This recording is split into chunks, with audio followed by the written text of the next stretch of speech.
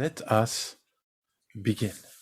Welcome to the continued podcast adventures of Superhero Speak. But I think many of the people that love this character and that love superheroes in general have used these stories as inspiration to say, you know what, I'm going to do something good in the world. I'm going to make a difference like my hero when I was a kid. That is my fondest memory of it, because when you're doing comic books, you want them to affect people. Right. You want people to care. You want to strike emotions. And I knew that Clone Saga was striking a lot of emotions. Can you imagine Pulp Fiction starring Goofy and Mickey Mouse? I can totally imagine that. I'm sure somebody's written that one quarter too. pounder with cheese and France. What? Royale with cheese. Yeah. I can totally. See? I would watch the hell out of that movie. Yes, I gladly sacrifice that my progeny to you, almighty Marvel beast. But Neil Adams is somewhere going, it's my time. How do you measure success? Hey, everyone, and welcome to Superhero Speak. I am your wonderful host, Dave. John. I'm your mediocre sidekick, G. There you go. Someone took the bait. Jeez. John. Yeah. Dear John. You guys remember that sitcom from the 80s? Yes. Yep. Yes. Poor John. Poor me. Yeah, I missed the story. I just got the punchline, and I'm like, well, I don't think I needed the setup, so, sorry, brother. No worries. So should I start with you, John? How was your week? It was good. Just like nothing to report. Yeah, like, man, nothing I can say like publicly. So yeah, there's that. Sure. Okay. Cool. I literally have nothing to tell you. Keep us in suspense. Yeah, I see. How about you, JD? You got a haircut? I did get a haircut. I donated my hair. I feel very, very proud of that. I've been growing it since February of 2020, which, as you remember, was, before the world plummeted into the state of madness we're currently in. Yep. But the haircut's been the highlight of my week. I threw my back out Monday at the gym on my first set of squats. Went too heavy. But it wasn't terrible. I felt it. And I'm like, I have to stop right now. And then we had our first day of wrestling practice for the high school. And then my son started wrestling on his first team. He is 5. He is the second smallest person on the team. Oh. They said, JD, go work with the 5 and 6-year-olds. And I said, okay, not realizing that it was going to be the hellscape that it was. And it was the hardest, most difficult thing I've done in 19 years of coaching. And told my wife when I returned home, I think I want to retire and don't want to do this anymore. My son heard it and said, no, Dad, you can't retire. I need you there with me. And said, fine. I'll see this out. Well, so every okay. Monday and Wednesday it will be. Ugh. And then I had today I had a 3-hour dentist appointment. I had a teeth cleaning. I got fitted for one cap and I broke a wisdom tooth at the beginning of the pandemic and I've just been hanging on to it. And they're like, well, it's time to get that broken tooth pulled.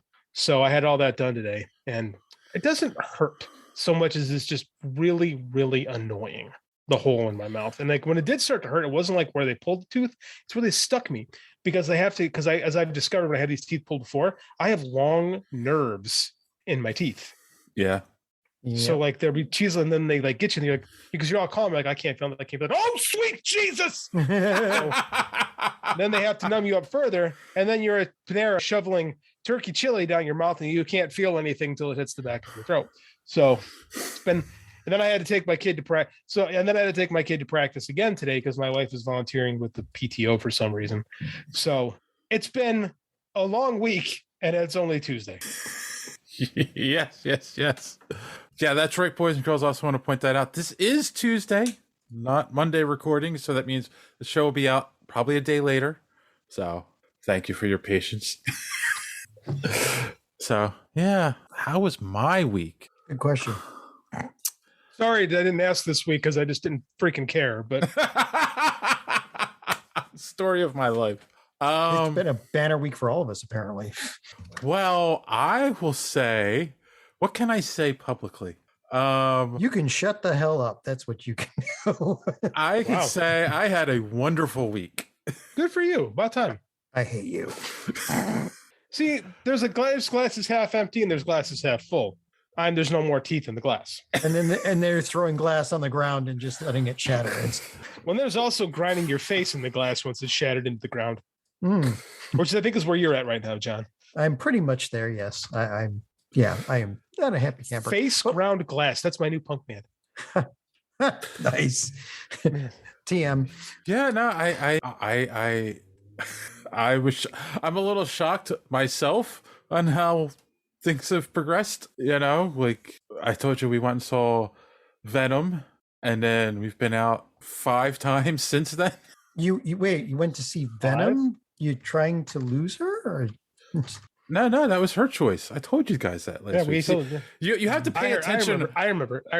I understand you don't listen to the show after, but at least pay attention while we're recording and retain something. I have the brains of I've got the memory of a goldfish with Alzheimer's. That's what I tell people at work. That's why I take so many notes. But yeah, it's been interesting. Brains of goldfish too. So yeah, it's been fun. Good for you. I told you when we saw the trailer for Eternals, and she's like, "Wow, that looks terrible. Let's go see it." I knew she was the one for me. I'm glad, Dave. I really am. So yeah, it's I don't know what she wants me to say and what she doesn't want me to say, and she hasn't listened yet. And she keeps promising she's going to listen to the show. And I know you might want to be 10 to 14 dates in before she listens to the show. Yeah, like, you might want to just massage that a little bit more before giving her a deep window into what you're all about. Yes, the deep dark secrets that I share with the public on this podcast. It's madness, I tell you, utter madness. Yes, I mean, other than that, I haven't done much. But yes, and you said too, the utter madness that we live in now, JD. That means that it must be time. Oh man, boo for social media madness. That was beneath you, Dave. Yes, no, the floor's beneath me. So anyway, see, if you weren't so young in this relationship, I would just make so many jokes right now. But it's new. It's all positive. So I'm going to avoid my instincts and not make jokes. Going to let it lie. Are you? Okay. Not going to take it. Man, a month, maybe I start taking those. Maybe I start taking those gimmies. I think you will. I have faith in you. So let's start out with, we had talked about the Ruby Rose Batwoman drama. Oh, we did. That was a while ago. Yes.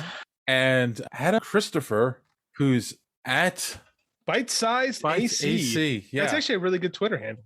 And I don't know who T. Clerks and Scooter 2621 is, but he included them in this reply. The movie Clerks, I think it's a podcast. Yeah, a movie podcast. And I'm going to assume it's Scooter's podcast. Yes. Interesting. I'm sure that's plugs for something he's involved with. Probably. Anyway, he said, Batwoman deserves better, and it was a waste of Ruby Rose, who was and could have been the GOAT Batwoman. GOAT? Fair. She was the only Batwoman, so, Well, yeah, exactly. It's an interesting take. I don't know, how I feel about that. Yes, I agree. I've watched a few episodes. The writing is terrible on that show. I just don't, And then the second season, I tried watching a couple episodes, and it's just it didn't get better. In fact, it got worse because she left the show. And how do you recover from that? So, well, the way they recovered too kind of threw me off. That's why I stopped watching, is because it didn't make any sense at all. No, it didn't. It's somebody's walking along the beach. Oh, there's a plane that went down. Oh, look, a bat suit. I think I'll wear it and become a crime fighter. Sure, exactly. Is that really what happened? Yeah. That's terrible. That is how they replaced her. No way. She finds the bat suit like the Coke bottle and the gods must be crazy? Yes. Boy, is that a deep cut reference. Holy moly. I'm not even that old and I'm making that one. Whoa. The fact that I understood that, we got that. It's blow the dust off that joke. Jesus. Well, it shows how old we are. No, we're young and hip and now. Come on. Yeah. All right. Yes, that is how they replaced her. Terrible. Awful. Yes. It's almost like so. Did they kill Ruby Rose's character off screen? No, That's That's the other thing that's crazy about it is they left it. They made it seem like, yes, they killed her off screen. That's what they made it seem like. The plane crashed and she died, but somehow the bat suit survived. Well, inanimate objects can survive crashes. If the suit was made of the black box, that thing's indestructible. But then they got somebody else to be. They pulled a soap opera. Yeah, where she had plastic surgery to not look like Kate Kane anymore. Are you kidding me? For no, reasons. the look on your face says it all. They really did pull us. That used to happen on Days of Our Lives. I haven't watched the show in 25 years, but my mom used to watch it. So every summer I'd, watch 3 months of Days. That's terrible. It feels like that's so hackneyed. Mm-hmm. It feels like somebody in the writing room went, yeah, this is crap, this show. So let's just go full soap opera. Let's just make it real crap. Yeah. Today on Days of Our Bats. All right, let's move bats through the hourglass. let's move on to Marvel. So we did talk about the rumor of a World War Hulk movie, and we did say that it is probably too late for it. Though we did ask. A lot of play on this one. We did ask the audience what they thought. Thorn Brannon, who Tom. Oh, yeah, that's not an RN, that's an M. It's an M. Tom Brannon, who's at Tom_Brannon, said, way too late. Doc Green had no reason to be in the last movie. There was literally nothing in the plot which necessitated the Smart Hulk, in my opinion. And they already shot Planet Hulk. They already shot the Planet Hulk wad with wad. Oh, like they spooged the Hulk. Yes, with the spooge Hulk. Gladiatorial stink for the Grandmaster. Is spooge Hulk a little too much for an episode title? Maybe, probably. Splooge Hulk. That sounds like a definite. Oh yeah, iTunes probably wouldn't like that. Probably not. No, I don't know. I thought I enjoyed Professor Hulk, Doc Green, whatever you want to call him, in Avengers Endgame. It's a 3-year-old take, but I liked it. Yeah, I don't think it was bad. To say there's no need plot wise, I also think is kind of weird because like they wanted the Hulk in the movie, but now dealing with the rage aspect again. I think it worked. I think it worked really well. I mean, like of all the criticisms you can have about those movies, I don't. Again, he said his opinion, so you prefaced that. I don't think that was a bad call at all. Yeah. The ODPH podcast. Our boys. I'm going to stop trying to say their name. Show Duo Parlay Hour. That's like a 70s game show. I love that title. Normally, yes. But with all the resetting of timelines, anything is fair game. That's a good point. Yeah, it is. Damn, Loki. I don't want to see it, but it's a good point. Yeah. And then finally, our good friend D-Square said, what if Hulk comes after the MCU Illuminati and they send Wolverine after him? John is right. It will have to be shoehorned. That is my something stupid. I actually like that idea. Old Man Logan. We haven't seen like an on-screen version of the Hulk versus Wolverine. So I'm liking that idea. I fully support this. Well, yeah, now that they could do it. Yeah. Like everybody's been talking about asking for that. Like, yeah, I like this idea. Yeah, I mean, it is one of the most classic showdowns in comic histories. It was the birth of Wolverine. Yeah. And it's how you bring Wolverine into the MCU, I think. I like it. All right. Well, there you go. Thank you for your something stupid, Don. We appreciate the Omega level stupidity. And then finally, we talked about the new movie coming out, Lightyear, which is based on the Buzz Lightyear real life events. Yeah, the weird one. Very meta. Very meta. To which our good friend Timothy Jones said, yeah, I can't wait for this. It's all about time for Buzz in his own movie. I do wish it were Tim Allen for the voice, though. I'm a litlittle sour about that. So I read this tweet like 5 times trying to find the dad joke in it, and it's just not there. I kept going, I'm missing this. There's a joke here, and I keep missing it. And I realized, no, Tim worked me into thinking that all of his tweets should be jokes, and this one wasn't. So sour grapes, finer newspapers across this great land. I love it. Tricked me. Yes. That is his job, I think. Success. So there you go. So on that note, I'm going to say, so that's it for Social Media Madness. Here is our good friend, D Square, to tell you that you can follow us on social media and be part of Social Media Madness. Enjoying the show? Want to be part of Social Media Madness? Make sure you are following superheroespeak.com, where you can find all of the show's social media links at the top of the page. While you're there, you can check out old episodes of the podcast as well as some other great content. Check the site often because we are posting some great comic reviews as well as comic book and movie news content every day. Make sure and follow us on Twitter at SuperheroSpeak. And while you're there, check out the rest of the Geek World All-Stars Podcast Network. You can follow them at @stars_geek.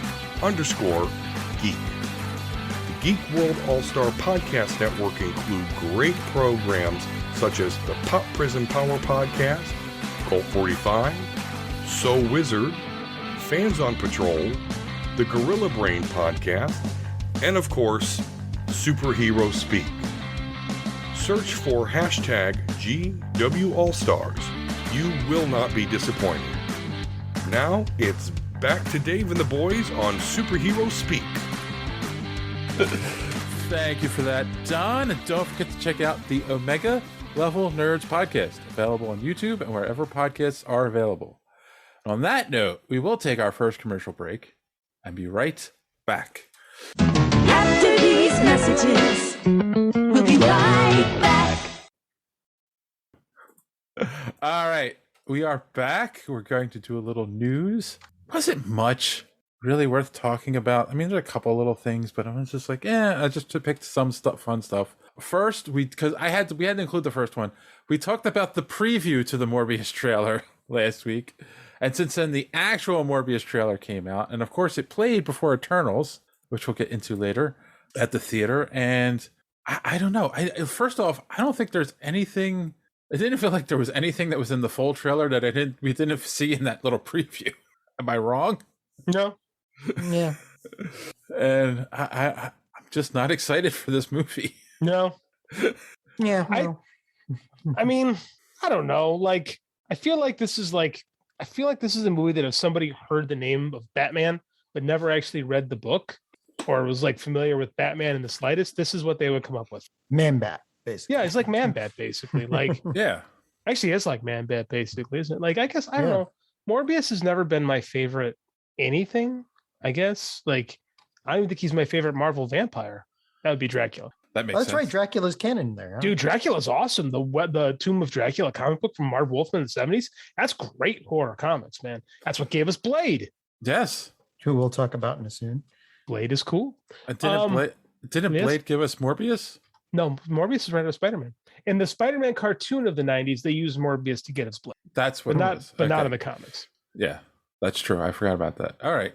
But yeah. I don't want to say it sucks, but I don't know if it's, I don't know, man. A lot of these trailers lately are not inspiring me to watch these movies. And I guess what bugs me is the showing it in the preview, the shoehorning, trying to make this feel like it fits within the existing universe, which the existing universe doesn't make sense then either, because overlapping universe. It's an overlapping universe, Dave. Because you've got because the thing is, again, we talked about the after credit scene in Venom where the world changes and all of a sudden he's in the MCU. Mm-hmm. And so to me, that's a clear line that Venom doesn't take place in the MCU. Yet in this trailer, we got Vulture. Yeah, I was going to say. We get him making a Venom reference. Mm-hmm. So wait a minute, how does that work?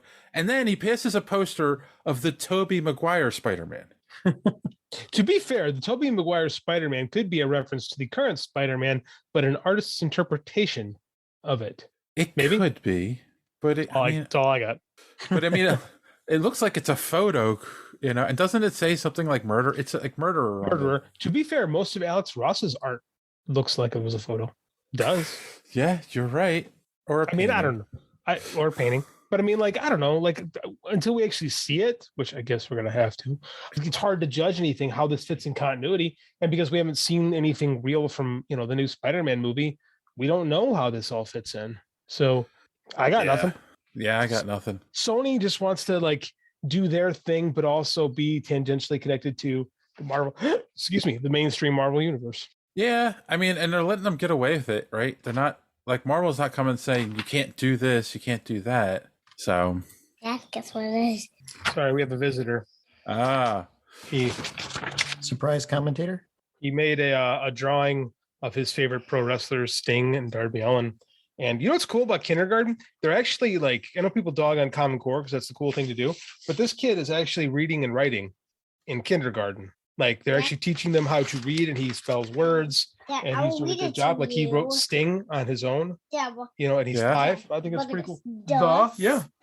Sting did Barb, yeah. That's very good. Dad's on a podcast. Okay. Say hi to everybody and you gotta go. Okay. Say hi to everybody and then get ready for bed. Hi. Love you, buddy. Thank you for the picture. It's you. I know. Thank you. AEW. I know. Thanks, bud. Close the door. He loves he loves being like making his little appearances on this podcast. I got new headphones. They're noise canceling headphones, and I had no idea he was behind me. He could have had a butcher knife and killed me, and I would have had no clue. That's what kids are for. And I love because you were Sting for Halloween, now Dad's Sting. Well, he loves watching wrestling with me. So like he loves the stuff I love. So I'm being a great dad. He's a mini you. A little bit. As it should be. That reminds me, you mentioned wrestling. There is a death battle you need to see. Oh yeah? What's that? Okay. Was it Randy Macho Man Savage? Yeah, what was his like Saw? No, it was the other one. Oh yeah. Oh yes. Right? Oh yeah. Yeah. The Macho Man. The death battle was him versus the Kool-Aid Man. What's for the best? Oh yeah. Well, yeah. Because it was oh yeah versus oh yeah. Yeah. Okay, I'm in. I'll watch it. Unfortunately, Randy Savage is no longer with us, so that's a shame. I know it kind of, but I'll send the link. It's hysterical. Died a decade ago of a massive heart attack while he was driving. That's copious amounts of steroids will do that to you. Yes, they will. It does. During the late 90s and the early 2000s, he had so much muscle jacked onto his body. It was ridiculous. They were all back then. I mean, that's why they're all dead. There's so it's like WrestleMania 30. It's like 80% of the roster is dead. From steroids. Well, not all steroids. A lot of the combination of steroids and painkillers, which wound up being a potentially toxic cocktail when used together. Dino Bravo was murdered in a mob hit, so he didn't count in that one. Jesus. So kids, don't do mob hits. Don't wrestle professionally. It's like the advice I would give people. Or don't take steroids. That too. But it seems like a requirement if you're going to wrestle professionally. The guys aren't as big as they used to be if you watch them. Andy's favorite wrestler is maybe 130 pounds. Oh wow. Darby Allin is a small dude, but he's really cool. Like it's guys probably are all way solid muscle though. But... Yeah, it is. But they're small. Guys are smaller now. They're just not as big as they. Well, yeah, I mean, on steroids. Back in the day, they had King Kong Bundy and what's his face? Also dead. And Andre the Giant. Also dead. Yeah, but he had his was because of his gigantism. Yeah. And he fought Big John Studd, who is also dead. Do you know who else You're is making me depressed? You know who else is also kind of a small dude? Gail Garcia Barnell. I'm not familiar with this man's work, so I saw the Werewolf by Night announcement. Educate me on what he's done. Well, the only things that he's done that I have heard of is Coco and Old, which is the M. Night Shyamalan movie. Coco, the cartoon? Yes. What a phenomenal film. Who was he in Coco? I don't know. That's a good question. God, Coco was fantastic. Oh my God. Absolutely fantastic. Made you cry. Let's see. Cast of Coco. Gael. He was Hector. Oh, hey, he was great. He was fantastic in that movie. Yeah. Well, then there you go. Yes. So everything else that he's been in is a Mexican film because he's a Mexican actor. So interesting casting choice for a guy named Jack Russell. Can you believe they named him Jack Russell? Every time I say that, is that a little on the nose? It's so on the nose. It's like a dog treat on the nose. That's how on the nose it is. Who created Werewolf by Night? I have to look this up because like I said, this is the least creative name in the history of comics. Is it? Yes, Jack Russell for the werewolf character. Werewolf by Night. At least it wasn't Jack Russell Terrier. But it's named after a Jack Russell Terrier. Oh, he's playing Jake Gomez, who must be another version of Werewolf. So they're not going with Jack Russell, which is probably the way to go. See, there you go. So that way, is there a second? Yeah, there is a second Werewolf by Night, who just debuted in October of 2020. Oh, but you know that they're gonna combine aspects from the two of them. Roy Thomas was the creator, and Jerry Conway. Guys, you're legends. You're more creative than Jack. I was about to say Roy Thomas. No, say it isn't so. Can't all be winners. Roy, like he listens to the show. Anyway, it could have been Jake Russell. Like Jake Russell isn't quite as on the nose. It's not quite. Like it's more of a wink and a nod than just Jack Russell. So whatever. So does this get us more, less, or same level excitement for Werewolf by Night? Well, I'm cool. I've looked forward to Werewolf by Night, so I'm down.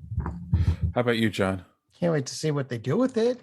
But I'll watch it, Yeah, you think they're gonna go because the Werewolf by Night stories weren't really like straight up like werewolf stories. They're like Marvel versions of it. So I wonder if they're gonna steer into it. I imagine, spitballing here, what we're gonna get is probably gonna be something closer to what Sony is attempting to do with Morbius. Maybe. We hope better than that. I hope so too. I think that's the tone. It's a one shot, from my understanding. It's a Halloween special. It's not like it's not a miniseries. They're not calling it a movie. So, it'll probably be 2 hours, but yeah. Again, I also wonder if they're going to use it to back tour in Moon Knight. Yeah, it could. Moon Knight debuts in Werewolf by Night. Yeah. So that would be interesting. When Jeff Johns was writing the Blade TV show, he wanted to backdoor Moon Knight into that show, but it didn't last long enough. No. You remember that? The Blade TV show? No, I do not remember. There was a Blade TV show on Spike TV. I want to say 2004-ish. Oh my God. Maybe 2005? Yes. Wasn't that one of the launch shows for the channel? Might have been. The Blade TV series, the original, was 2006, starring Onyx Sticky Fingers as Blade. Yes. And now that you're saying it, I used to have a Blade backpack that was swag I got at a comic book convention from that show? That day when they were promoting the show when it was coming out. So yes, they didn't quite last. Yeah, I can't say that I've ever watched much on Spike. Can't say. Well, I watched. We used to have WWE, and then so I watched wrestling on there, but that's about it. I love Blade. I love the Wesley Snipes movies. I never ever saw this show. No, how about you? No, never saw it. There you go. That's why it didn't last. When the three of us didn't see it. Well, it must have back then. Did they promote it at all? Because if I had heard about it, I would have watched it back then. I remember, like I said, going to the convention and they had this big elaborate booth set up with multiple levels, and they had people dressed as Blade hanging out there. They, at least in that sense, they were really promoting it. Well, I think the problem with it was one, Blade Trinity sucked. Yeah. Right. So I think that kind of cooled some interest in Blade. 2, it wasn't Wesley Snipes. 3, it was a summer show, right? And that's back in the days when it mattered when a show premiered, right? Yeah. Now we watch whatever when it comes out. But in 2006, I don't think we as an audience were really conditioned to do that quite yet. No. Yeah. It's also pre-Marvel boom. True. So a lot of stuff in the pre-Marvel boom really kind of gets lost in the ether. But it was still after Blade and not the Hulk, just Blade. That was it. No, it was after the Hulk. Hulk came out in 2003. I remember that's when I graduated from college. Yeah. And, so stuff was starting to rev up then. We already had Spider-Man. We had the yes. But it was it's in that sweet spot of between Spider-Man and the real kickoff of the Marvel universe. Because Spider-Man and Spider-Man 2 was great, but everything that came after that, not as much. And a lot of that's been forgotten. Like Ghost Rider. Remember the Ghost Rider movie? Well, the first one. But that's what I'm saying. There's 2 actually. But I know. Nothing was really good before Iron Man came out. Yeah. Right. No, that's true. Ugh. Spider-Man 3 was on TNT the other day, and I was watching 20 minutes of it. And I'm like, wow, this movie's actually worse than I remember it being. It's terrible. I don't know if that's possible, but maybe. Oh, it's Dave. It's bad. Go ahead. Treat yourself to it. I will. Treat yourself to Spider-Man 3. But before I do, I'll probably see No Way Home first. Oh, hell yeah. Sure. So they released the official poster for No Way Home, I mean, it doesn't reveal much other than Then it's a kind of a sinister. Looks like a Sinister 3 movie. 3. I only see 3 because we got the Goblin, we got some lightning bolts for Electro, we got Ock Claws. Clearly, am I missing something? And you got a sand cloud behind him. Oh, that's what that is. Yes. Oh, 4. And then I think we got some molten face guy going on here. Who might that be? Molten face guy? Wait. Look at the bottom right corner of the screen. That's clearly some guy's face. Is it? Oh, for sure. It looks like light reflections to me, but maybe. No, in the bottom right-hand corner, that is definitely a face. Huh. All right, that's a question. That's a question for the audience. Is that a face, or is JD drunk again? It looks like one of the demon dogs from Ghostbusters. Is what it looks like. Maybe. Yeah, Zool, motherfucker, Zool. For the record, I didn't break the F-bomb on this show. John did. I know. It's an old joke from the Cinema Snob. I think that might be what's his nuts? Mysterio. Nostalgia Critic. What? I think that might be Mysterio. You know what? You might be right. That would be weird. Because he was doing the elemental creatures. There is a. So they're bringing him. They bring him back. That would be interesting. That's one Why of do the we know rumors. he's dead? That's one of the rumors about the movie. He's not dead. Right. It's one of the rumors is that he faked his death. So yeah, he's not dead. Or because he is Sinister Six, he's a prime member of the Sinister or Six. if I can throw a theory out, based on what we know, Doctor Strange's spell to erase people finding out erased him, Mysterio dying, because that's what caused it to be released. Or let me throw something else out. In the Spider-Men comic book series, the linchpin character that brought Peter and Miles together was Mysterio. Yeah. Because he was the one who was figuring out how to transverse different universes. Yes. So who do we have? Who? Because we know this is a Sinister Six film. Who do we have established? We have Doc Ock we know about. We have some type of a goblin. We have Electro. We have 3 that we know about. It seems like we're being hinted Sandman here, but we have heard hide nor hair of Thomas Hayden Church. But let's just say Sandman for the sake of argument. Okay. Who else we got? Well, I mean, if you Vulture. We I was about to say we know Vulture exists.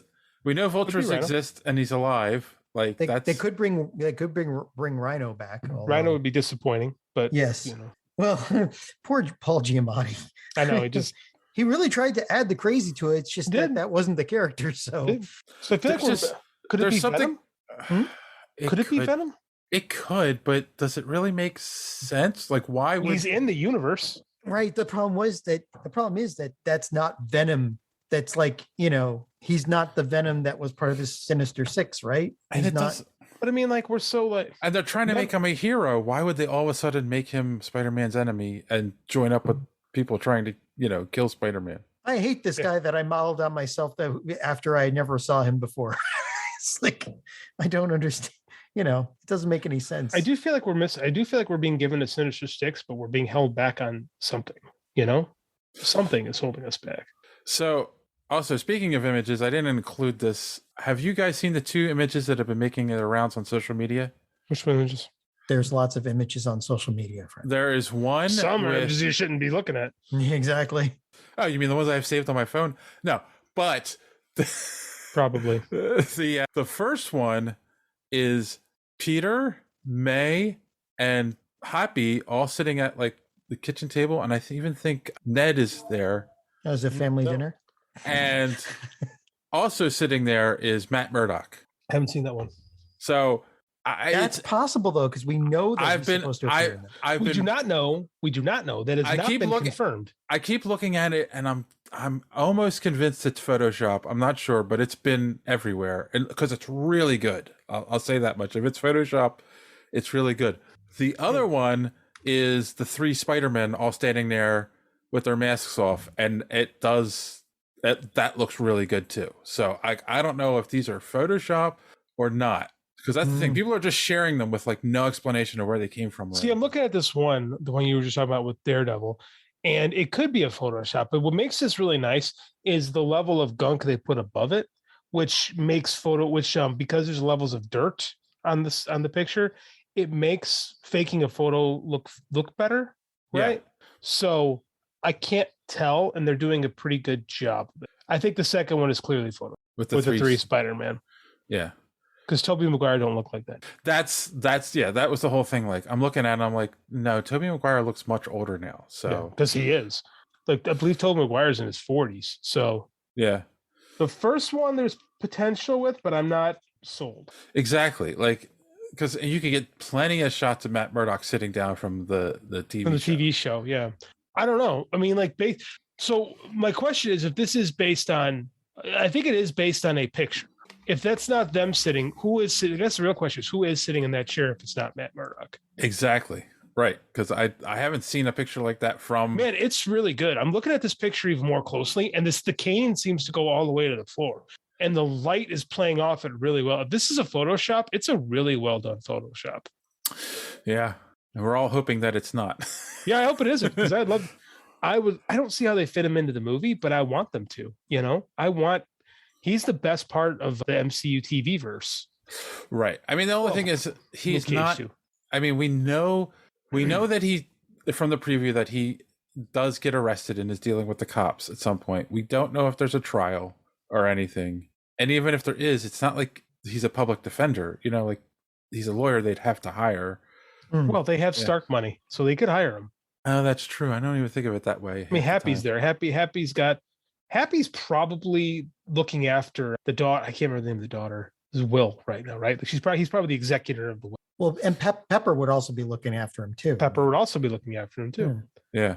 So I hope it's real. I don't know. I have my doubts, but I hope it is.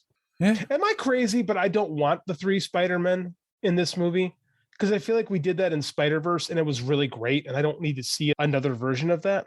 Except for Spider-Verse 2, which is actually coming. So. Yeah, and I want Spider-Verse 2, but I don't want like live action Spider-Verse. I'm okay with bringing all these villains in because that's different. But I don't want to see multiple Spider-Man. Well, now what if it's like this is Spider-Verse 1.5? What do you mean? Like it ties into the Spider-Verse storyline, and in Spider-Verse 2, we see that it ties back into this. Like, okay, I could live with that because I they're doing all the Spider-Verse stuff. At some point, we're gonna have Madam Web, right? You don't have to, but it would be cool if you did. So one, I will agree that having multiple villains for Spider-Man is fine because they've done that so many times in the comics. Yeah, it's not it's part of his thing. Yeah. Yeah. Like there's so many times where he doesn't go up against one person. He goes up against 3, 4, or whatever. It didn't work in Spider-Man 3 because it felt shoehorned. It wasn't natural. And there was no good story to explain how it all came together. You know, Sam Raimi couldn't make it work. No. But I do feel like with the success of Spider-Verse, like Marvel and Sony are like, yeah, let's make it happen again in real live action. And as long as Sony doesn't interfere and doesn't write the script. I mean, like, here's the thing is they haven't sold us that. No, right? They haven't. Like, it seems like they've gone out of their way to not sell us that, which some people are thinking, well, they've gone so far to not sell us. So clearly that's what they're doing. Like reverse psychology, damn it. We keep doing this to ourselves as fans. We keep working ourselves into stuff that isn't there. So I'm like, I'm going to go out and stake my claim saying Tobey Maguire and Andrew Garfield are not going to be. Well, I'm going to stake my claim that Mephisto is. So like this is another Mephisto, right? It's like, I think that's what it is. Like, I do think Mephisto is going to show up in something eventually, but yeah. And when we least expect it. Okay. I'm going to go out on a limb here, right? Like, I'm staking my claim. This is crazy. Okay. Not we got this covered crazy, right? Like I'll bet you Tom Holland is in this movie and he's playing Spider-Man. Hold it true. As long as he dances. He can dance. This is true. He can do backflips. You know what's ridiculous is this? The fact that Chris Pratt keeps getting all the animation jobs. Yes. Good one, JD. You're learning. I've been taught well. The student is becoming the master. Yes, I had to include this because I thought this was the craziest thing in the world. First, he gets cast as Mario, and now Garfield. What about Chris Pratt makes anyone think that this man could be, one, as an Italian American, I'm offended that he's playing Mario. Any Italian American should be offended just by Garfield himself. I mean, Garfield will be Lorenzo Music forever. Right? That's Garfield. That is the voice of Garfield. Bill Murray and Lorenzo Music have this weird symbiotic thing with him being Bankman. Yes. That's why it worked. Yeah, that's why it worked. That's why it worked. There's this weird, circles of Buddha thing going on with those two, even though they hated each other. Like, there's a thing. Chris Pratt. It's just a weird choice. It doesn't make sense. No. Like I said, as an Italian American, I am especially hurt that they've taken my cultural icon, Mario. Especially when Bill Murray is still right there. If they wanted to, But why is Chris Pratt getting all these parts? Like, what has made us believe that Chris Pratt is good at voiceover stuff? Well, the thing is, like, he's Buzz Lightyear too, is it? Oh no, that's the other Chris. Yeah, that's the other. It's a Lego movie.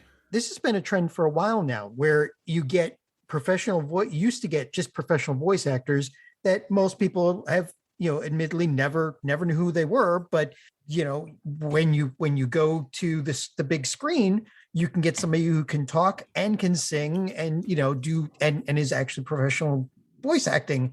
And more now, they're not hiring professional voice actors.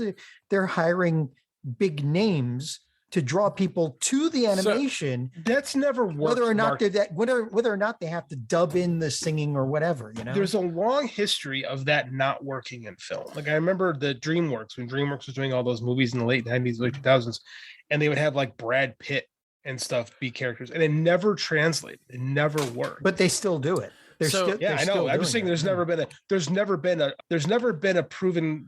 I can't think of the word I'm looking for. There's never been like a track record of that being a successful way to market a movie, especially like something like a Mario Brothers or a Garfield. Yeah, but you get somebody playing a character like Tara Strong, and it's going to be at least the voice acting is going to be top notch, right? So like the only thing I could think of is the popularity of the Lego movies, but the thing is, it's like he was good in Lego movies. That's fair. I forgot about that. But the problem with that is that was a character that was created just for those movies. He could do whatever he wanted, and let's be honest, Chris Pratt was being Chris Pratt, right? Yes. Now he's being cast as two established characters. And like, what's the point of having Mario if he's not being stereotypically over Italian? If he's not going, it's me, it's Mario. Like, why do I want to hear Mario? Like I want Captain Lou Albano. He's been dead for a decade, but like that's what you need. You need like a Goomba. Like, come on, man. Yeah. Chris Pratt doesn't work here. Like, yeah. And then like the whole, there's something. I mean, I know it's the people who I'm used to doing their voice, but there's something docile about Garfield's voice. Yeah, and Chris Pratt's like zany, and like exactly the zaniness doesn't work with I Hate Mondays. Right. Yeah. Exactly. That's exactly where my brain is. It doesn't. This whole thing doesn't make sense. Like, I'm not saying cancel the dude and don't let him work again. I just don't think these are good casting decisions. Yeah.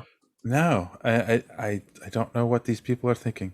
Well, they're thinking, hey, people are going to see Chris Pratt's name and they're going to come see it. You're right. That's what they're thinking. And I don't think there's a correlation between that. Like, I don't think anyone's going to say Chris Pratt is Mario. Well, now I got to see that. Like, no, it doesn't work that way. Well, we'll go see that for the train wreck, but that's for yourself.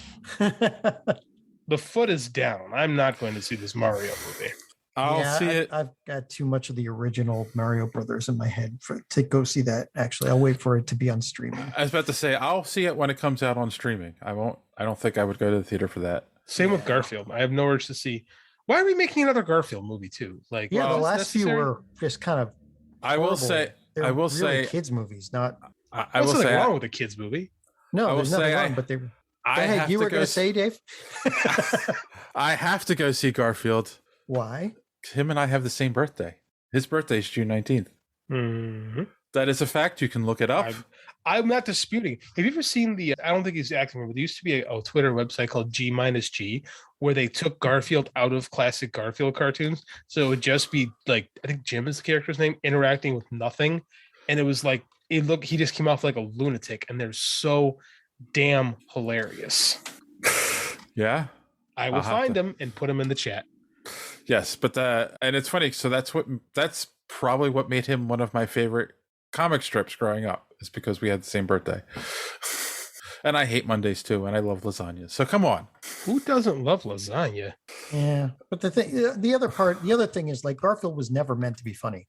Like it was almost like, yeah, he made it into comic strips or anything. But I've read about, I've read articles that, discussing about it was never meant to be a comic. It was meant to just mock other comics. And it's not really that funny. I've never found him that funny, So I'm from the 80s, right? And Garfield and Friends was a phenomenal cartoon show. Yeah. Oh. And that's a comment, but John, Yeah. I don't know if we can be friends anymore if you don't like Garfield. Please look at what I just put in the chat. oh yeah, Heathcliff, dude. Heathcliff all the way. Heathcliff, no one should terrorize the neighborhood. Oh my God, nice. I can do any show from my childhood I don't know that if I could watched. do That stuff I could can't. do a I lot of them, but That's how I won my wife over, because I could do the cartoon shows from our youth. Really? A lot of them. I remember. If I hear a TV theme song, it's stuck in my head. Or from my youth anyway, not now. Welcome to a land that's way under, down, under. Sky's always yellow in the rain or shine. Come to Tasmania. Come to Tasmania. Did you just read the cartoon? Did you read the cartoon I put in the chat? yeah. It's hilarious. There's a whole Twitter feed of a guy who did this, who took Garfield out of it, and it makes Jim look like a raving lunatic. And they're phenomenal. Phenomenal. Oh my God. That's beautiful. John? Yes. You have to make that your banner on Facebook. Sending you another one. Hang tight. This makes for great podcast. Yeah, I know, right? Sending stuff in the chat. Hey, everybody, take a look at this. That's fine. Put it on Twitter. Like, share this. Yes, I have to share this on Twitter. We'll post it with the post it with the podcast. I just sent another one. All right. While we're talking about looking at things on while we're talking about casting choices that don't make a whole lot of sense, this one threw me for a loop. So apparently Disney is continuing their trend of turning their classic cartoons into live action movies. They keep making money. I know. So now they're going to go back all the way back to the beginning and do Snow White. And I don't see it. Gal Gadot, it's not confirmed yet, but Gal Gadot is in talks to play the evil queen. Does she have the gravitas for this? Gravitas? Have you watched these movies? Come on. I know, but Dave just read the other cartoon I put in the chat. Yeah, nice. Maybe I'll buy a monkey. But look at I told you they're really funny. Maybe I'll buy a monkey. Oh my God. There's our title. Maybe I'll buy a monkey. There we go. Maybe we'll buy a monkey, right? So if you look at Maleficent, right, with Angelina Jolie, like when she steps onto the screen, she's got presence. Yeah, she's got presence. I'll give you that. She's got gravitas. Now, I don't know that Gal Gadot has that. I actually have a point about Angelina Jolie for when we talk about Eternals, but we'll get to that.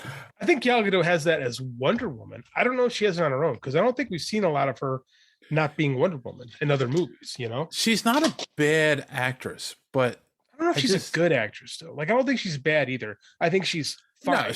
No, she's fine. She when she's in a movie, she does well. Haven't we seen this though? Like, hasn't this been done? Haven't we gotten this? Isn't this Maleficent again? Like, same movie? No, am I wrong? No, this is a redo of Snow White, but it's not like from the same movie. But Maleficent is Cinderella. But it's the same movie. Well, no, because it's a different Disney princess. Maleficent was from the point of view of the evil character, and that's where we're going to get this one. No, this is a live action Snow White. Oh, we're just straight up live action Snow. Okay, I misread the article. It's not called the evil queen. Oh, okay. Then I care even less. I know, right? Because it's also weird. They're not talking about 0 for 8 on this. They're not talking about who's casting for Snow White. They're talking about.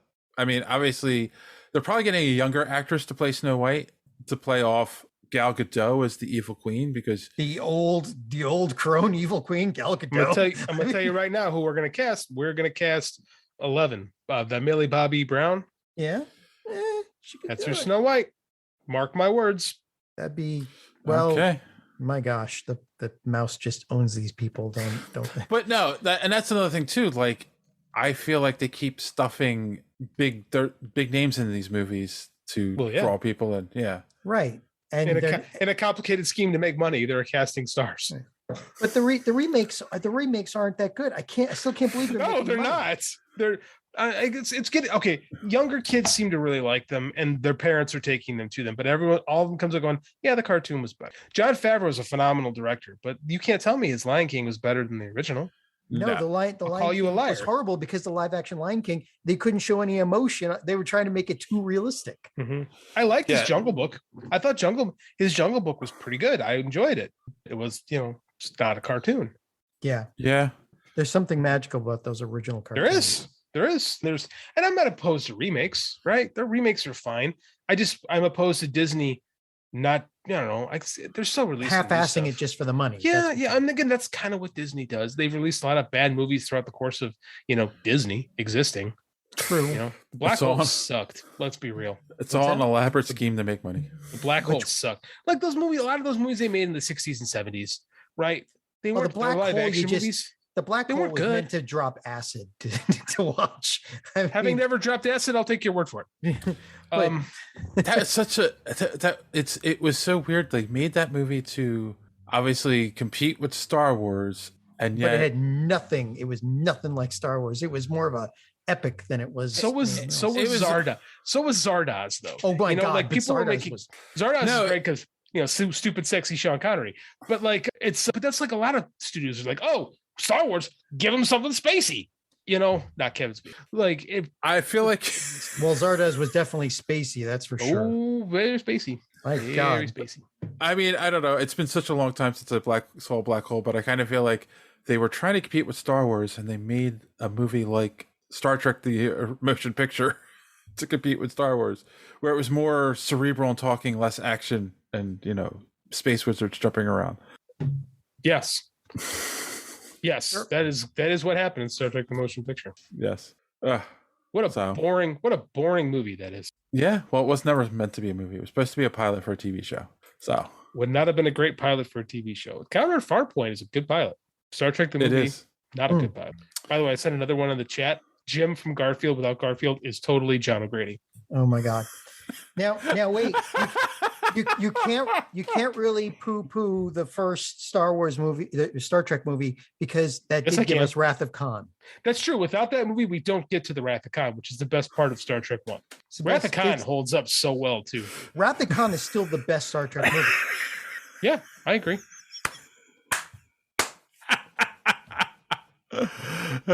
You're right, JD. This is amazing. It is John. John. It's John. I read that one. And I'm like, oh my God, this is John O'Grady. That's why I find these things so funny. It was like, yeah, we're just looking at a comic that's just John from Garfield, just looking off into space. The next panel, he's looking down into space, and then he just says, "I dread tomorrow." Dread tomorrow. Like, it's great, man. This man, I forget the name of the guy who actually did these. He's a genius. But the thing is, like, I mean, it's almost like it was meant to be like this. I know. That's why it's almost like putting the cat in the comic strip ruined the comic strip. It was an afterthought just to make the guy not look too crazy. Yeah, totally. It's like if you take him out, the series is 1,000 times funnier. Think about it though, right? Because like Garfield was a cat who just thought. He wasn't talking to right. Right, which makes Jim's madness even funnier.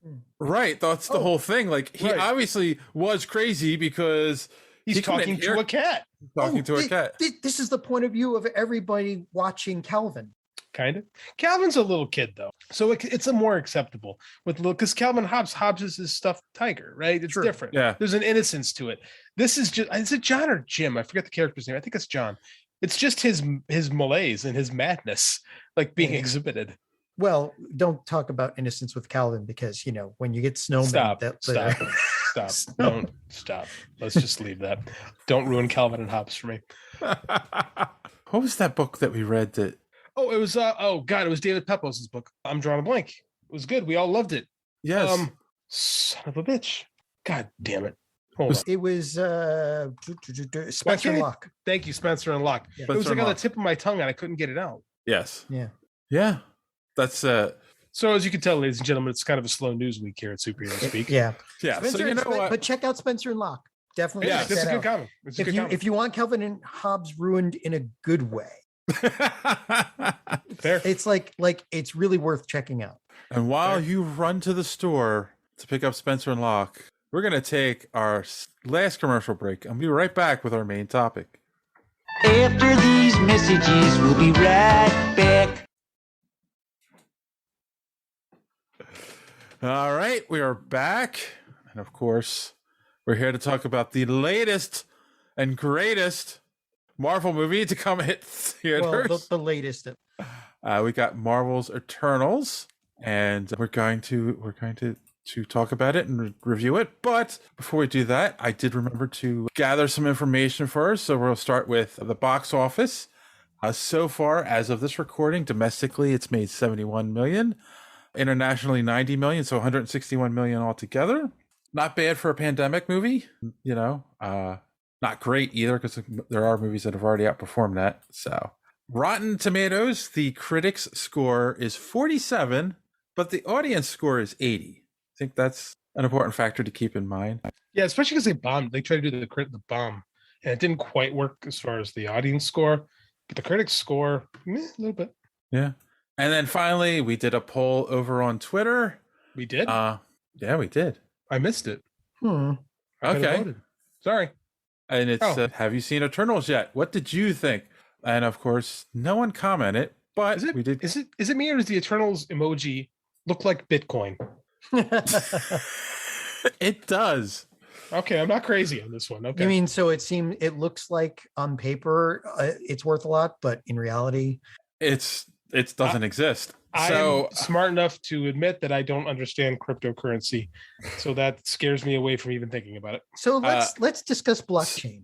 So we gave the audience 3 options. The first being Marvel Magic again, the second being not the best but okay, and finally it was terrible. And at the most votes was not the best, but okay at 63.4%, followed up by Marvel Magic again at 24.4%.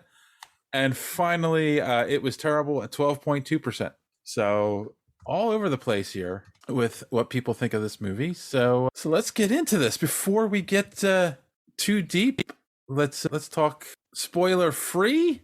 Let's go around the room, give our initial impressions. We'll start with John, because he seems to have some things he wants to say about this movie. It was okay. Yeah. All right. So this would have made a really good Disney Plus series. It would have. If they had given it time to breathe, given the characters time to, form attachments with the audience, gone a little bit more in depth, and if they had tied it deeper into the current mythology, like if they had showed scenes of these Eternals watching people they care about be dusted, right? Like it would have tied them more emotionally into, it would have given them more impetus for finally saying, oh, we're only living to bring about another Celestial. Well, screw those guys. They didn't. It would have made a good Disney Plus series at 10 episodes, I think, but they shoehorned too much into this. The writing was a bit clunky, especially at the beginning, but it had good points too. So, okay, JD, are you familiar with an album called Music from the Elder?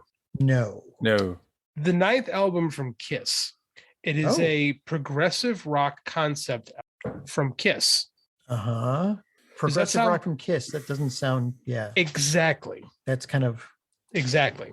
It was a bold experiment that tried to do something different with the material, and it's not bad, but it's ultimately not what I want, and it was largely forgotten, though not terrible. So then they came back with Creatures of the Night, which gave us War Machine, possibly the greatest Kiss song of all time. It's okay. It's okay. I mean, it's very okay. I wish I liked it more than I did. I thought it was kind of bloated, and there's too much going on and too much shoehorned in. And I feel like we're trying too hard. And again, I don't blame Chloe Zhang. I think she did the best she could trying to make this work. But at the end of the day, I didn't go into this giving a shit about the Eternals, and I just don't give a shit about the Eternals coming out of it. And there's the problem. Yeah. So, okay. So I have to start off by saying that some of my opinions may be clouded by the company I was with. I may have been a little distracted. Anyway, You So- making out in the theater? A little bit. Well, it's funny because when I told her that, I saw the movie to talk about on the podcast, she's like, if I had known that beforehand, I probably would have sat 2 seats over to make sure you paid attention. I'm gonna leave it alone. Not touching it. Not tonight. Shit. But never mind. No, don't resist, man. Be strong. Hard to be immature. But I will say that this story for the Eternals would have made a better second movie. I feel like there's 2 movies here. I really do.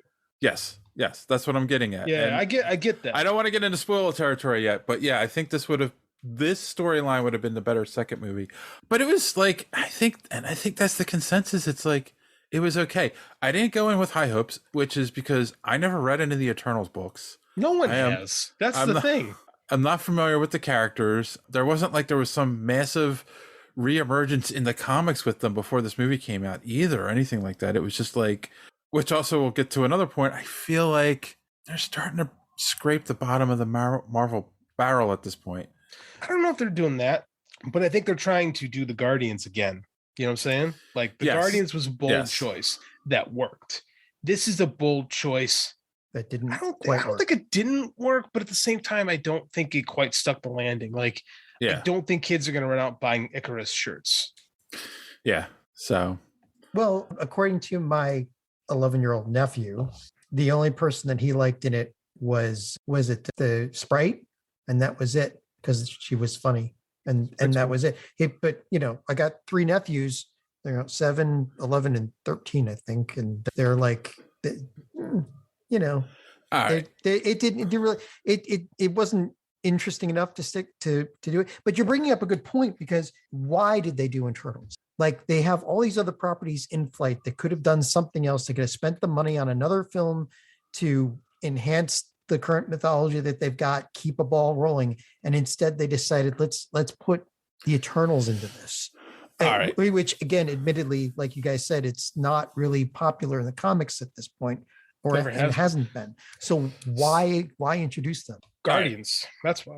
Okay, hold on to that thought, because I think we're going to get into spoiler territory here. So, if you haven't seen the movie and you don't want to be spoiled, this is a good time to turn the podcast off, go see the movie, and come back.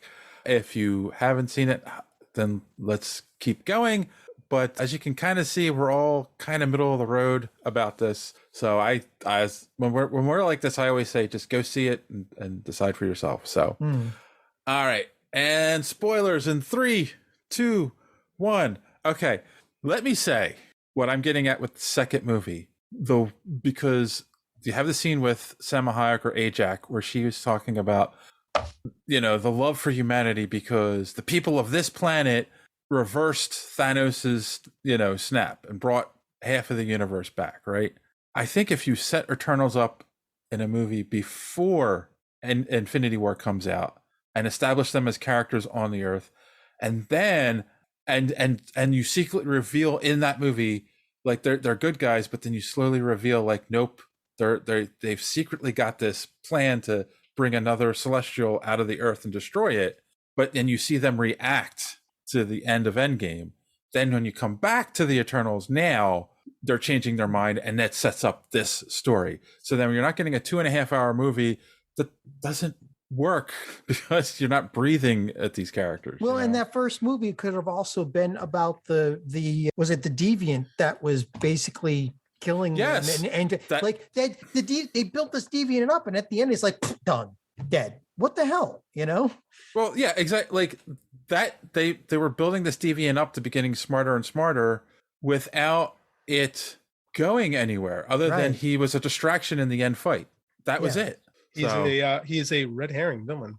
He is a plot device. He is a character that exists merely to be a story engine for the other characters interacting with each other. Yeah, and that's why I'm saying that the writing on this was clunky. There's good stuff in there. There was good humor and stuff. It's just, I think that the storyline was, like you said, too compressed. They could have made 2 movies, or they could have done a Disney Plus series, and they could have done wonderful things with it. I think a Disney Plus series probably would have been the way to go, to be honest with you. When the variant makes the comment about like, oh, well, you know, you're like us, you were created by the Celestials and you're just like, you know, following your programming, blah, blah. Like, I thought, oh, okay, well, that means at the end, he's going to join with them and stop, you know, help stop the Celestial. But it was like, no, he still just wants to kill them. And it's like, but why?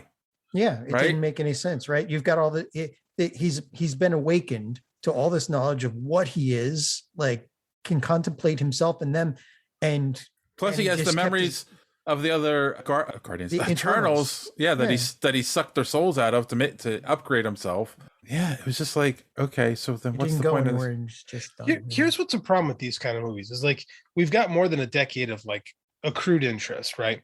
And like to have like, well, these characters have been here the whole time. It's like they haven't done shit and all this stuff in the last decade plus. It's like, no, because they couldn't. It doesn't. Stuff like that always feels shoehorned. And Guardians works because Guardians was off doing its own thing. Right. Daredevil worked because he was down doing his whole thing. Right. Right. These guys are like big, bold, like universal characters and haven't interacted in this world. And it feels that's why tacked on. It just feels false. Yeah, and that's why like I was watching, Comics Explained, right? And he came up with the idea that what they should have done was the flashbacks should have been through time, them interacting with things. Maybe, you know, like the first Avengers movie, they're in the background saving people, but also trying not to show themselves off. No, I don't like that either. At least reacting to anything where people they care about are being dusted and changing their perspective. I think what it is in my opinion, again, if this could come out before Infinity War to introduce the Eternals and had them fighting a secret war against the variants, right? That's why they didn't show themselves. Deviants, I'm sorry. Yeah, Deviants. And that's why they didn't show themselves to mankind, because they didn't want mankind to know the Deviants existed. Although it'd be nice to see Eternals fight the TVA. I mean. And then include them in Infinity War getting upset because half of the people get dusted. And then make this movie about Ajax going like, okay, we can't go through with this now because these people did this. That makes more sense. Yeah. But to try to shoehorn that whole story in one movie, it's just like, it hurt. Here's the problem with Eternals. And this goes back to what the Eternals really are, right? Is Jack Kirby had this big grand plan for Thor, right? He leaves Thor and the new gods are basically what comes out of Thor. Right? The new gods come after Ragnarok. Jack Kirby's never allowed to finish his new gods story, right? He goes to Marvel and essentially creates another version of the new gods, right? And then after the Eternals fails, he goes to Topps and does Captain Victory. You know, it's like a picture of a picture of a picture, right? Like this is Jack Kirby's third version of this story that he's been working with. And it's not this goes back to the root of the characters. Like they feel shoehorned in because they kind of always were, right? Like you have like Star Fox, who's been like, he's an Eternal. And like Circe was a member of the Avengers. Like she's the most integrated member of the Marvel universe. And she's like a third string Avenger, right? Mm-hmm. So no one cares about Icarus because Icarus is like kind of a knockoff Orion, who's kind of like a reimagined version of Thor, right? It's like or Superman, right? It's like every time you do it, like you lose a little bit of something, right? And it feels like Kirby's third. You know, well, I'll just do this into this now. And the storyline also it suffers from one of the biggest problems with some of the Marvel stories, like with the Avengers. Okay, why didn't all the Avengers have Iron Man suits? Okay, you could kind of explain that off, you know, in a way, but I didn't want to. But you got these Celestials. Why did they give each one of these people different powers? Why didn't they just create a couple of Eternals with all the powers? I mean, what the hell? Because you wanted him to. I don't know. You could balance it out. There's a big balance. You could say because storytelling. If everyone all had the same, because if they all had the same powers, then you don't need that many characters to interact with. You could have 3 of them. I think that's another problem with this movie is it's easy to introduce a handful of, like a couple of characters. They're introducing us to a world of characters and we don't get enough time with any of them to really make a strong connection with any of them, right? Yes. Like, I'll say this with the end of the movie when Icarus, basically helps out and stops fighting them and lets her stop the Celestial. Like, okay, I was like, okay, I'm on board here. Like, this I get. I like this beat. I feel this beat. When he goes and flies into the sun to kill himself, and get it, he's Icarus. So yeah, you have to do that. Yes. But I flew too high. But I didn't. I was like, I didn't feel anything. It's like, oh, okay, so he's just done now. He's a one and done. All right. That's the thing, is like there's no accrued interest in the character when he sacrifices himself, right? Right. It's just kind of like, oh, okay. And again, that doesn't work at this point in the Marvel universe. We expect, because like we've taken so many movies to establish these characters, like I know what they're trying, and I think they're a little overconfident in their abilities to do these things. I don't think anything's wrong with Chloe Zhang's direction. I think she did the best she could with what she had.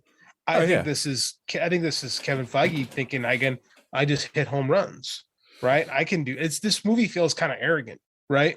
Well, the writing wasn't good enough to hold that arrogance. Let's put it that way. I agree with you. That's what I'm saying. It's arrogant. Yeah. Like, I don't feel like, I think it was like, because Guardians should have failed and it worked, right? But the Guardians are big, bold personalities. Like, you got, and it was James Gunn.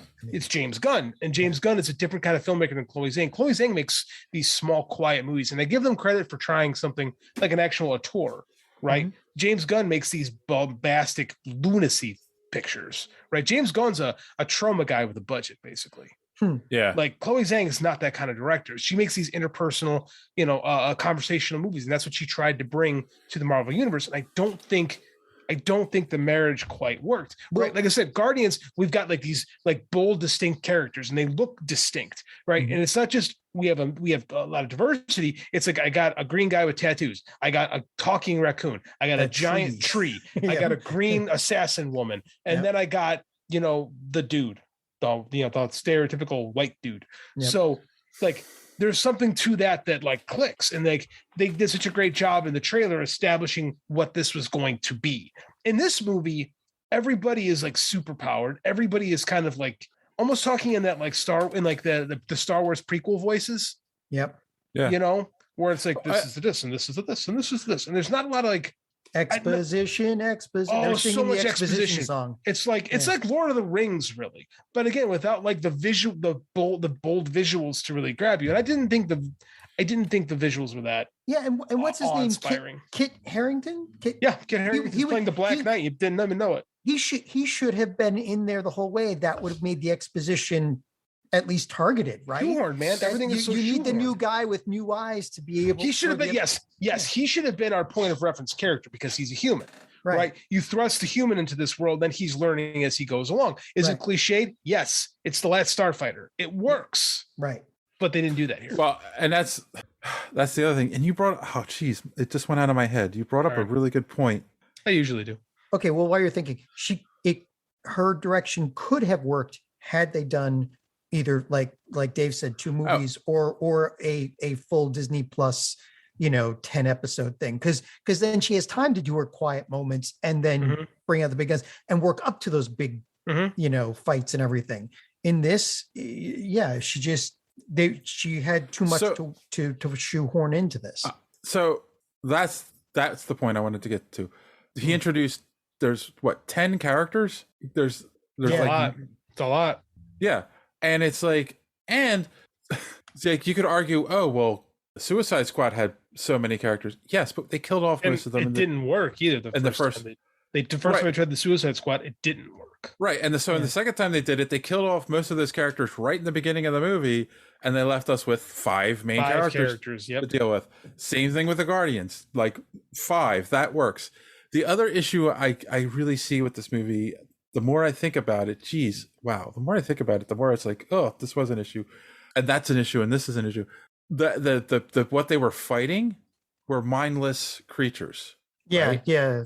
The penultimate, knowing evil things. Knowing this is a Marvel movie, there has to be an actual villain foil in it. So, like, at one point, your brain's going, it's one of them's going to turn on them,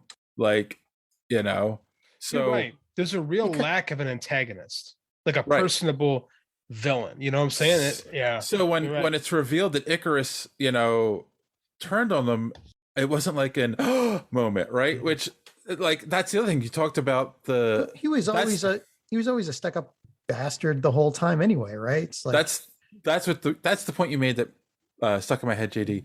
The preview with Guardians, you knew what the movie was about. You knew what you were getting into. Like, that didn't give the story away, but you knew the what you were getting into. expectations have been set. With this, they didn't reveal too much in the trailers because they had twists in it that they didn't want you to see coming. But yet, we still saw them coming. We still saw them coming, and they didn't really work that well.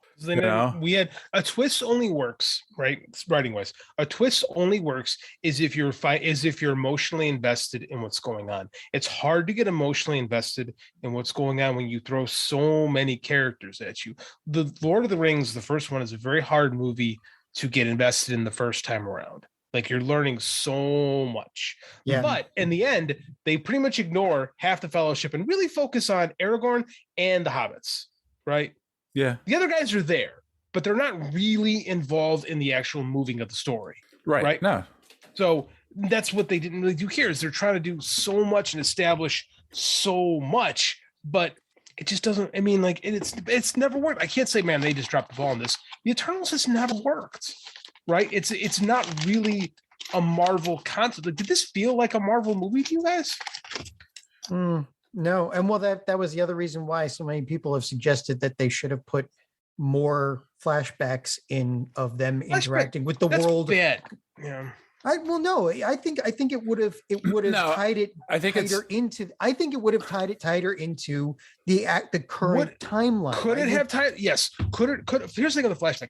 Flashbacks are done because you need to, like, because you're moving story, like your mechanics aren't working. Right. So, like, well, this happened in the past. Like, unless you're talking about characters that have 7,000 years of history. So flashbacks are kind of a necessity in that case, right? Not necessarily, because you have to be, because you're trying to shoehorn, 7,000 years, like you said, of continuity into a 2.5-hour movie at the expense of character. So, well, no, okay. One more thing, Dave. Flashbacks can be very effective in setting character. It's used in anime all the time to not here, great though. effect. You also get more. You get more space, though. But you get more space in anime. Like, you get a long form story to tell. A flashback works great in can work great in long form storytelling, not in short burst storytelling like filmmaking. Highlander is a cheeseball movie. Well, yeah, but it still used flashbacks. But it's also one character. It's about one guy. True. So that's what makes, like I said, I still agree that they should have been, 3 movies or whatever. But okay, the flashbacks are used to establish the character and to tell the character story. These weren't used to tell a character story; they were used to world build. That's different. True. Right. Okay. And so the one argument you've brought up a couple times, John, about showing them interacting with the MCU as opposed to just whatever, that goes back to a point Joey made, I think, when we were talking about Black Widow, is Marvel has taught us what to expect in their movies, how to watch their movies. So when we get to a new movie and it's not so intertwined with the MCU, where it's like, oh, there's something wrong with this. And I don't, and I think that's like, we have to get rid of that expectation. Like, eventually it's going to be more connected. We have to think of it that way when they're introducing characters. But the other aspect is, like, yeah, I get, like, non-linear storytelling, and I understand, like, part of the reason we don't do the non-linear in this movie also, it's to help with the twists and the surprise. But I don't know. Well, it's hard to do non-linear storytelling correctly, like in a way that's effective and makes sense in the end, right? And I guess to JD's point, most movies, most writing you see where they're using flashbacks is used as a crutch more than an actual tool. The flashbacks are used to show key moments to establish the characters. That's the main thing that they're used in this movie for. Like the whole scene with Druig and him controlling the people that were fighting, and then him leaving because he's like, I just want to make I just want to stop humanity from fighting, and then the one to show Athena having the memory disease or brain disease, like Yeah, I mean, and the show wasn't all bad. What's his face? Icarus and why can't I think of the main girl's name? Cersei. The show, to establish their love story, and I get it, and I get that, but it's just like you're trying to establish essentially 10 characters' backstories. It's too hard, right? Yeah, again, I'll have to rely on my anime chops. Like in anime, when you get a long-running series, you get, when they introduce characters, usually one of the first things you get is a black and white flashback, because when your flashback is black and white, your history sucked. But it's like it's used to great effect, but you're right, you need more time to breathe the more characters you have. If you were doing this as a Disney Plus show, you could establish 1 or 2 characters per episode until you get to the point where you're comfortable. But I would go back to the Highlander series, the TV series, which did that a lot, because you're meeting a new immortal every once in a while, and you need some backstory on his interaction with McLeod, right? One immortal. One to rule them all. That's what I'm saying. That's why it worked. Is your focus is on Connor McLeod, right? Worked in Highlander. No, but did you ever watch the TV series? A couple times. Okay, so the TV series, every once in a while you're meeting another. That's a TV show, though. That's I know. That's why it does, but that's why it doesn't work. And that's the whole thing too. When you're dealing with as many characters as we are in this movie.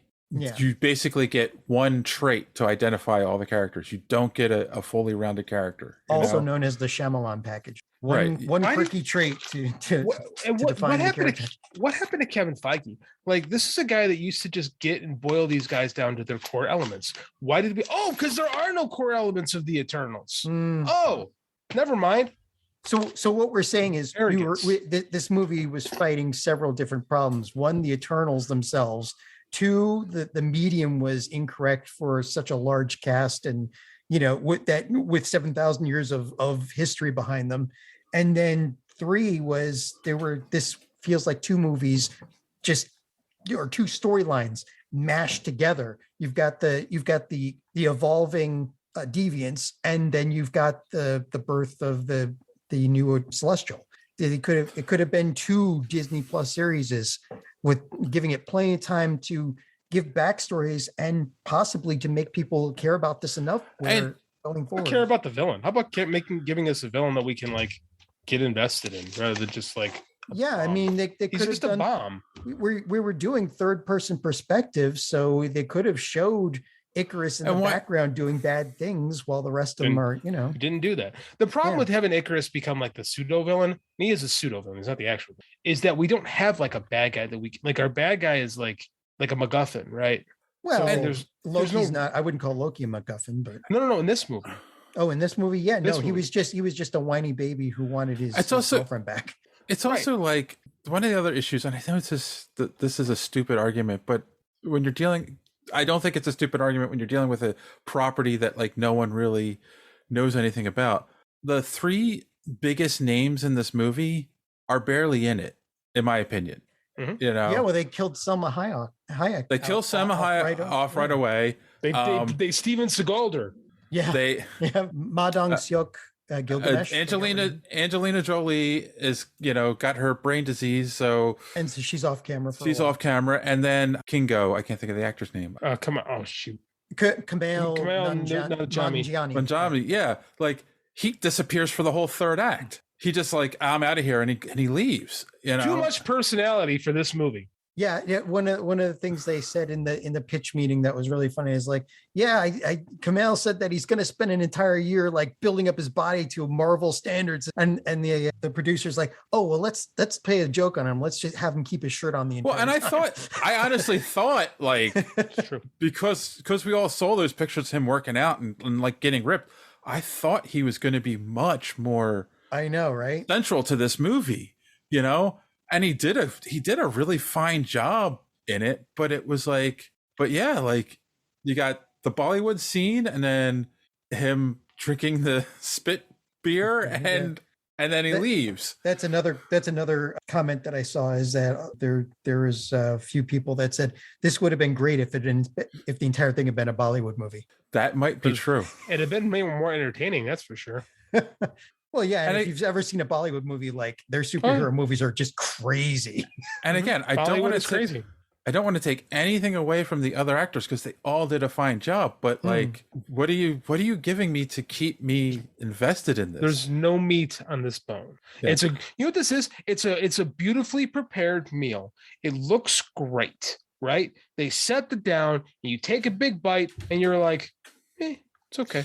So the point I wanted to make about Angelina Jolie, somebody made this argument a long time ago.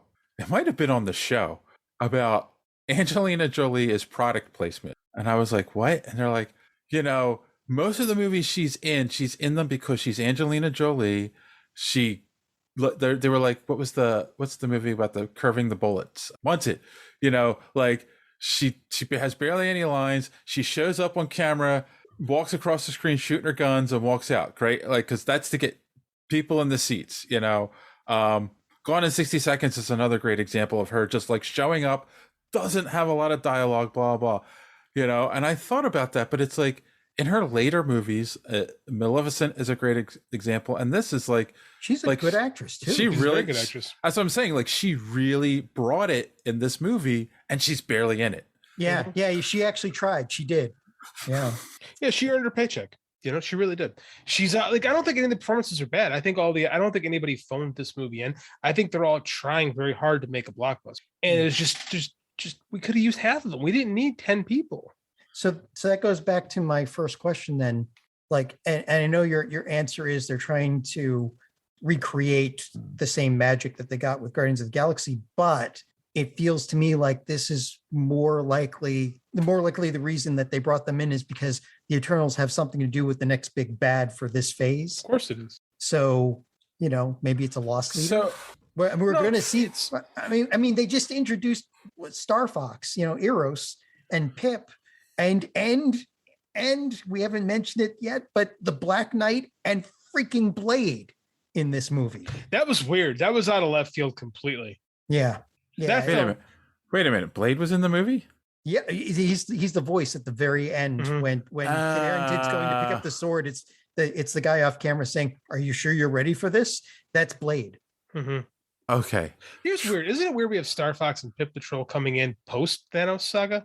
Yeah, but I guess Adam Warlock's coming in. So it's extremely weird, right? Like, yeah, that was just like, wait, Star Fox, wait, what? And I forgot because like they announced a while ago he got cast.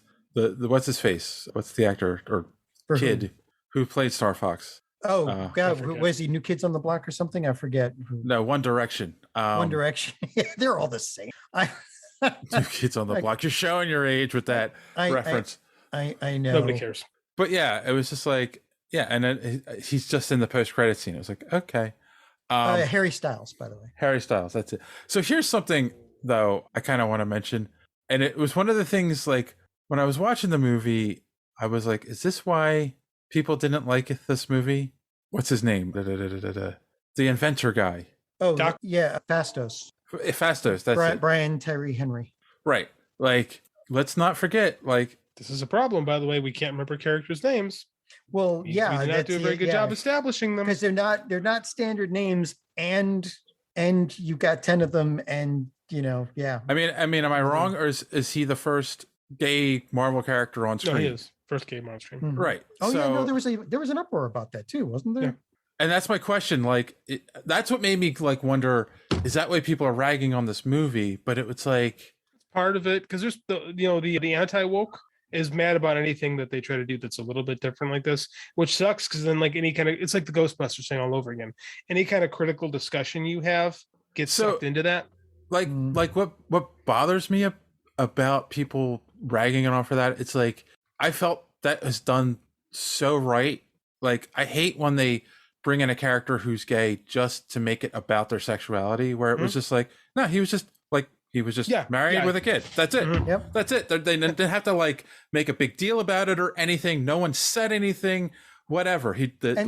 And they used it right too. They used it to ground his character and Exactly. give him a motivation. The problem being there was too little of it. There's too much going on, so you can't make that count for anything. Yeah. But I will say he's one of the few characters that actually seems to have a real motivation in the freaking Yeah, I movie. agree with that. Right. Mm-hmm. Doesn't play a big enough part in Right. Right. Like this pie is cut so many different ways. Ain't nobody get a piece of pie. It's like when you get a piece of pizza and there's 25 kids there, you get one slice of pizza. That's not enough pizza. An inch of crust is not enough to. I want satiate pizza. No, there's too much going on. It's like, okay, look at Avengers, right?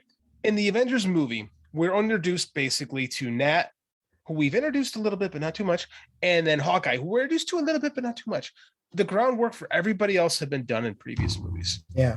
Yeah. No, I agree. And so it gave them time to breathe while the others could walk around doing things. Meanwhile, Justice League was 5 hours long. Yeah. To establish all of that. So I mean, like, you can't go halfway. And you're still only dealing with a handful of characters in the first Avengers movie. Too much. Yeah, there's too much going on in this movie. There's way too much. Like, I'm surprised it got this far. Like, I'm surprised that Kevin Feige wasn't like, yeah, there's too much going on here. Like I no offense, but like to anyone who's in this movie, but you could have cut. There's definitely characters that served no purpose that could have been completely cut. Again, with the names, I'm not even going to try the name. The speedster added nothing to the movie. She was just there. Yeah. Yeah. Even did. Was it Makari?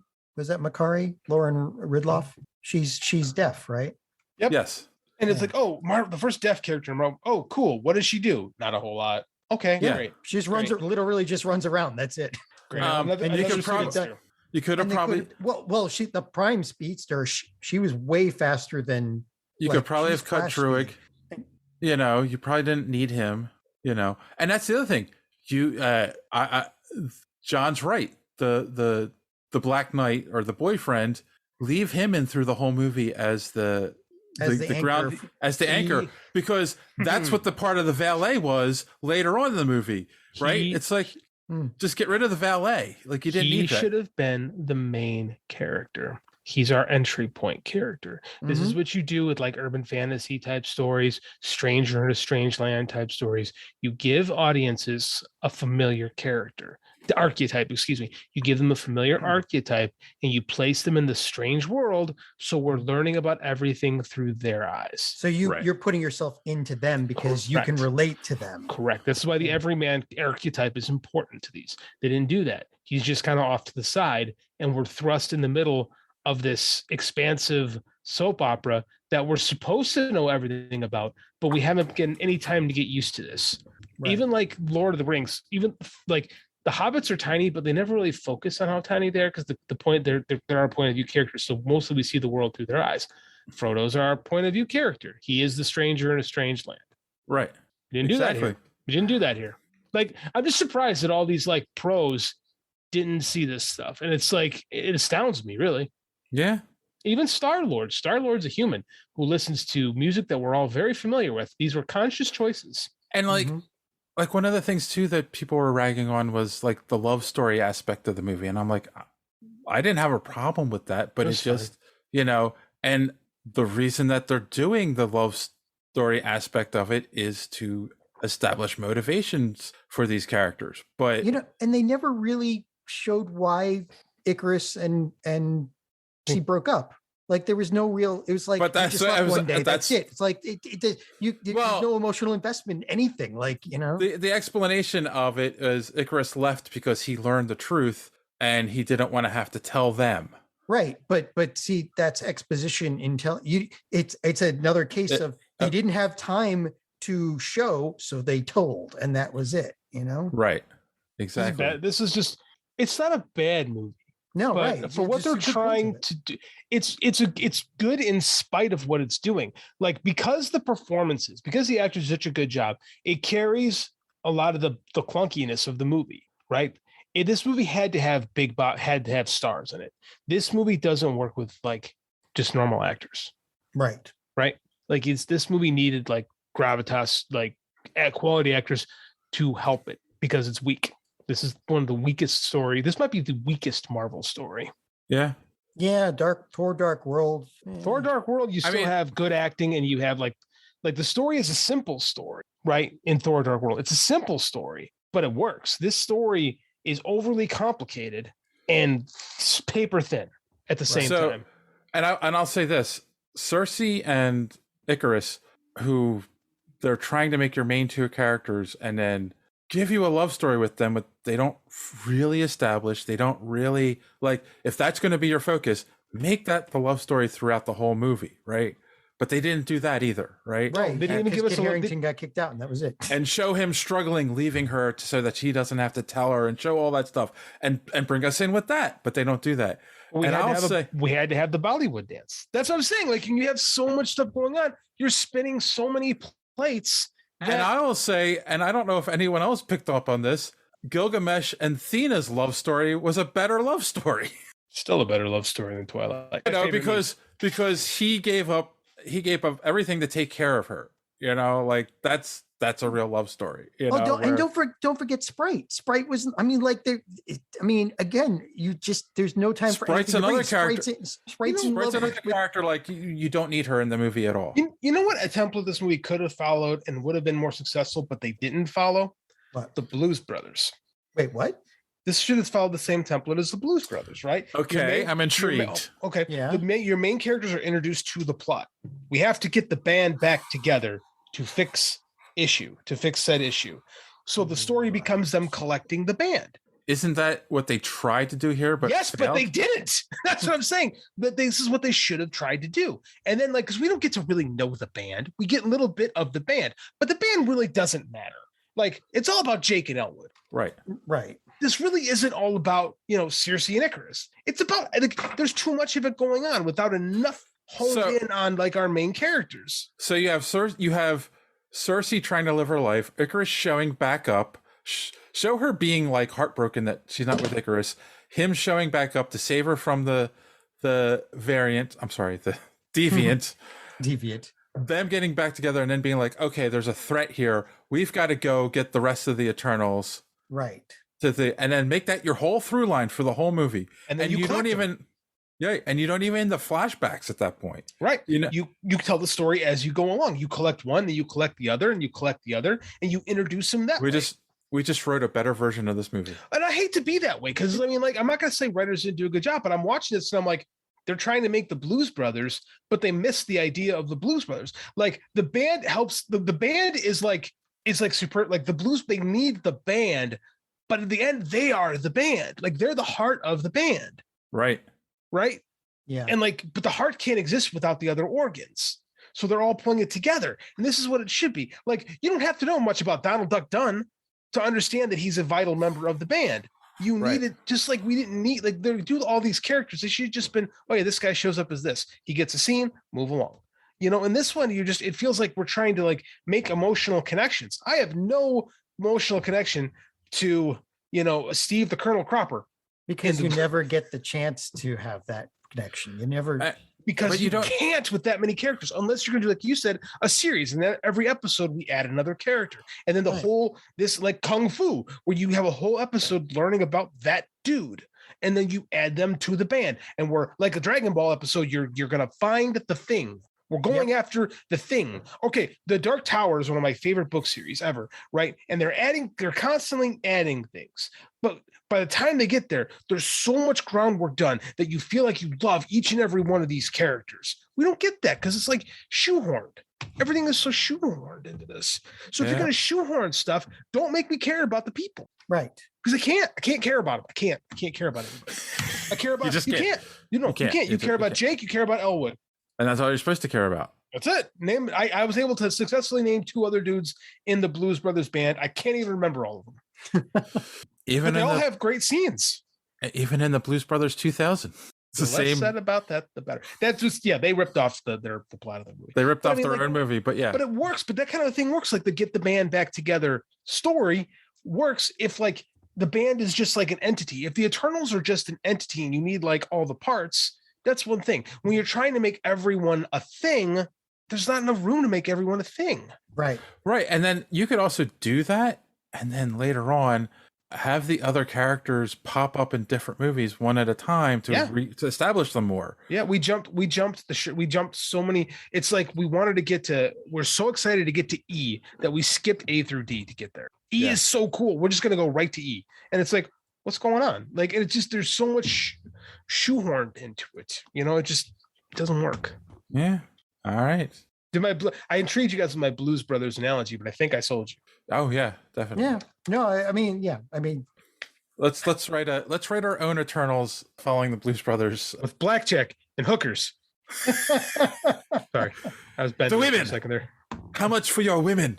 That's actually from the Blues Brothers. We got half a pack of cigarettes, a fifth of tequila, and No, we got half a tank of gas. Half a tank of gas. Sunglasses, shit. We got. It's dark out. We're wearing sunglasses. Hit it. Hit it.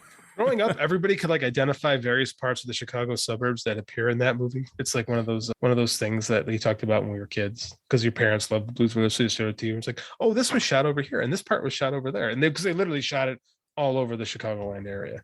They actually did shoot in Chicago? Oh yeah, it's all shot in Chicago. Yeah. Oh wow, that's cool. Very. The All right. gas station was 2 miles from my house. Nice. But then, yeah. So the Eternal Brothers. All right, let's. Eternal Brothers. I like the way that sounds. I'm gonna write that down. Let's wrap it up here with a score and final thoughts on the film. Of course, 1 out of 10 wings in the sun. John, you can go first. I think I'm gonna give this like a 6.5. I have no joke. It's just no, seriously. Like it. I mean, we talked. It's just they could have been so much better, and it's just all they did was throw everything at the screen and hope. They could have been more oversight. They could have done a script rewrite. They could have made it a series. It's still watchable, but it's not. I'm never going to watch it again. So yeah, except when in 20 years when I go and I decide I'm going to watch the entire Marvel series before I die, and that's getting harder and harder every day. I know, right? So I'm going to clear 4 weeks and watch like 12 hours of movies a day. I don't even think that's enough, actually. So yeah, I mean, 6.5. It's I think it's one of the weakest Marvel movies. And that being said, it's still better than almost any DC movie. So okay, JD. I'm gonna go for my third music analogy in this episode. Oh wow! Once I rose above the noise and confusion, just to get a glimpse beyond the illusion. I was soaring ever higher, but I flew too high. That's how I feel about this movie. The fact that it's Icarus is so, I can't figure out if it's so on the nose for what we were doing, or just a grand coincidence or poetic justice. Like, this movie wants to be something, but the wings that it built just aren't meant for what it's trying to do. So it gets up into the sky and it melts underneath, right? It's so fitting. Like, the analogy just writes itself. It doesn't suck, but it's not good, right? Like, this isn't Man of Steel, which is just so makes me want to stab myself in the face because it screwed so much everything. It just screwed such stuff up. But it's also not like Iron Man, where it's they just nailed it. Like, this is if I could compare it to something, it'd be like, I don't know, I liked Aquaman better than this, to be honest with you. Like, I just find this movie very mediocre. I'm not even going to make a joke on this. It's 5 out of 10. So it's like the Snyder Cut? I like the Snyder Cut more than this. Oh my God. There's stuff about the Snyder Cut that I like. The Snyder Cut suffers from a lot of the same things of trying to do too much, but the Snyder Cut gave me 4.5 hours. Yeah, right? That's true. 4.5 hours. It had enough time to build. The Snyder Cut let things breathe, shockingly. Yeah. Shockingly. This doesn't let you breathe. And in a movie where you have to ingest so much stuff, Aquaman's great at not letting you breathe because it's 2 characters. This different story. This needed to breathe, and they don't really let it breathe. Yeah.